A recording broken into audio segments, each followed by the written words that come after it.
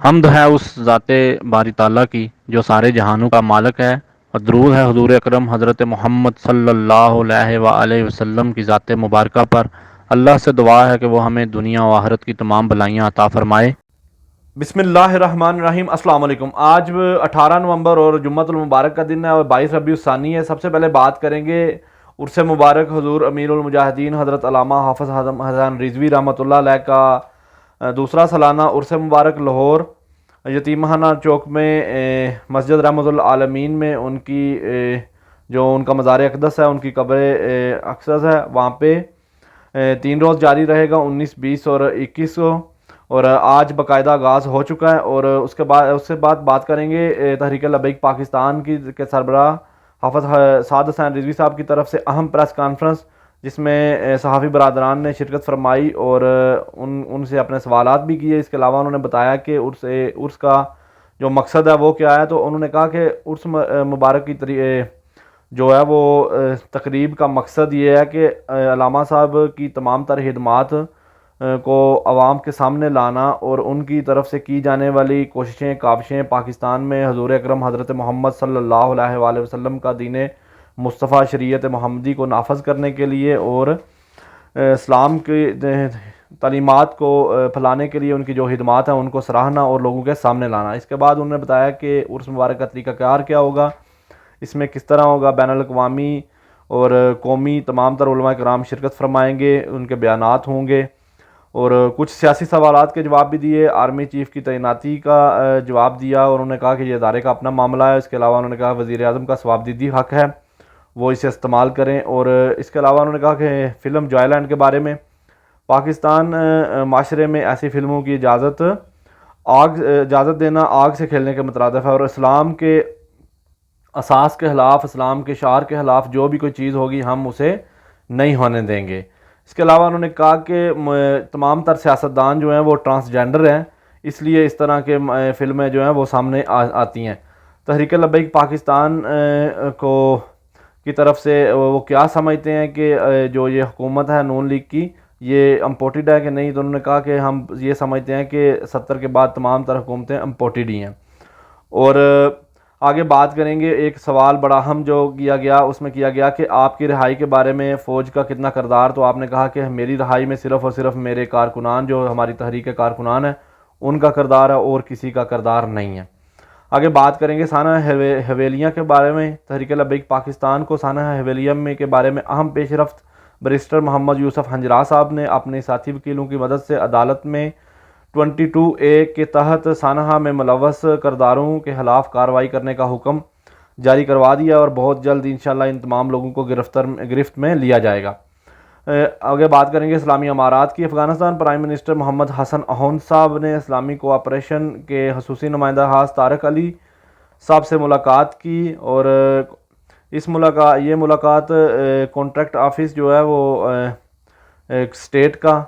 مین office ہے جو وہاں پہ ملاقات ہوئی، اور اس میں ملاقات میں دو طرفہ تعلقات اور افغانستان کی بہتری کے لیے دونوں طرف سے تعاون کو یقینی بنایا گیا۔ اسلامی امارات افغانستان کے پولیٹیکل اسسٹنٹ ایڈمنسٹریٹو اسسٹنٹ مولوی عبدالسلام حنفی صاحب کی سربراہی میں انتظامی کمیشن کی میٹنگ ہوئی، اور اس میٹنگ میں منسٹری آف جسٹس کی طرف سے اٹھائے جانے والے ایشوز پر کام کے بارے میں، ان کو حل کرنے کے بارے میں گفتگو کی گئی، اور صوبہ قندھار کے اصلاحی اداروں کے بجٹ کے بارے میں تمام تر جو ہے وہ تمام تر ڈاکومنٹس کو مکمل کیا گیا، اور منسٹری آف ٹرانسپورٹ کی طرف سے ٹرمینل پر گاڑیوں کی ریگولیشن، روڈ اور اس کے علاوہ ارینجمنٹ اور مینجمنٹ کو زیر غور لایا گیا۔ نئے بنائے گئے اضلاع کے متعلق مکمل غور اور جانچ پڑتال کی گئی۔ ان تمام معاملات میں ضروری ہدایات دی گئی اور تمام ایشو پر عمل درآمد کرنے کو کہا گیا تاکہ ان معاملات کو نمٹایا جائے۔ افغان ریڈ کریسنٹ کے ڈائریکٹر مولوی مطیع اللہ حق صاحب نے قطر کے سفیر سے کابل میں ملاقات کی، ان کو ادارے کی طرف سے افغانستان میں کی جانے والے کام کے بارے میں بتایا، بچوں کو جو مختلف دل کے امراض ہیں ان کے بارے میں بتایا کہ ہم اس میں علاج کر رہے ہیں، اور اس کے علاوہ ادارے نے آنے والے سرد موسم میں افغانستان کو امداد فراہم کرنے کے بارے میں کہا۔ اس موقع پر قطری سفارتکار نے وعدہ کیا کہ وہ ریڈ کریسنٹ کی طرف سے 169 بچوں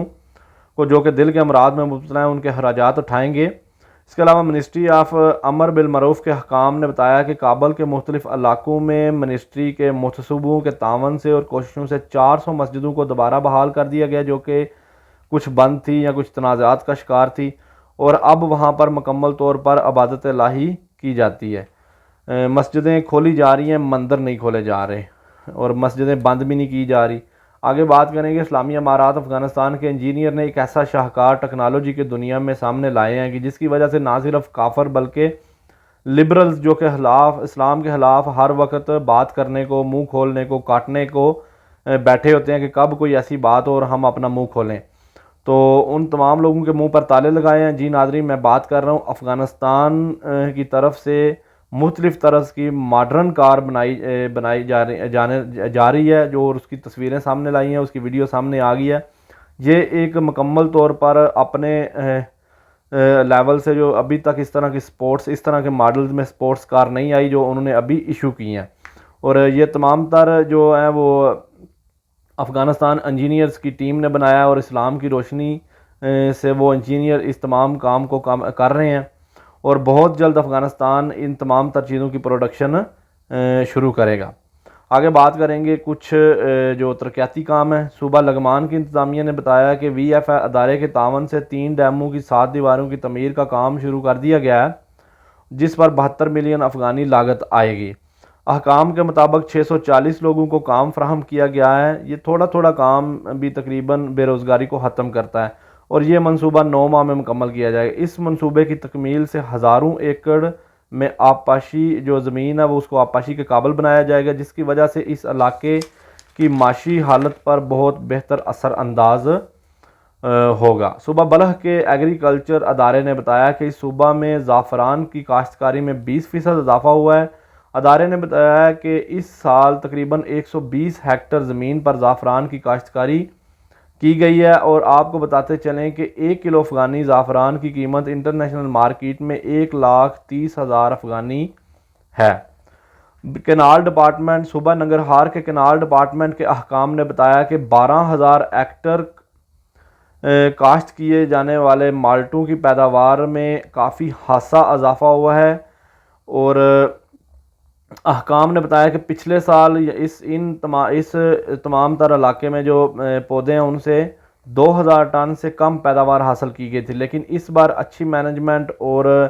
تمام تر اچھے اقدامات کرنے کی وجہ سے 2,100 ٹن سے زیادہ کی پیداوار حاصل ہوگی۔ صوبہ ننگرہار کی لوکل انتظامیہ نے بتایا کہ ضلع ایچین میں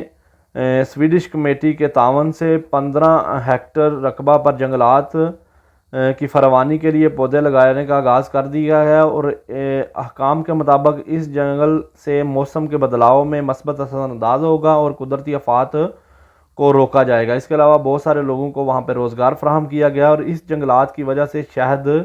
کی پیداوار میں کافی اضافہ ہوگا۔ تمام تر جو نیچرل ریسورسز ہیں ان کو افغانستان بڑے اچھے طریقے سے استعمال کر رہا ہے، اور نیچرل ریسورسز وہ چیز ہوتی ہے جس پہ آپ کو کوئی زیادہ کاسٹ نہیں لگانی پڑتی۔ یہ ہر ملک کے پاس جو چیزیں ہوتی ہیں اویلیبل ہوتی ہیں، بس ان کو طریقہ کار سے استعمال کرنا ہوتا ہے، اور ملکی معیشت میں اثر انداز ہوتی ہیں۔ حضور امیر المجاہدین کا عرس مبارک ہے۔ تمام تر جو ہمارے ناظرین ہیں، سن رہے ہیں ہمیں، ان تمام لوگوں کو ہماری طرف سے گزارش ہے کہ آپ اپنی طرف سے حضور امیر المجاہدین کے سال ثواب کے لیے کچھ پڑھیں اور ان کی روح کو سال ثواب کریں۔ اللہ تعالیٰ کی ذات ان کے صدقے ہمیں بھی معاف فرمائے اور پاکستان میں نظام مصطفیٰ رائج کرے۔ جزاک اللہ۔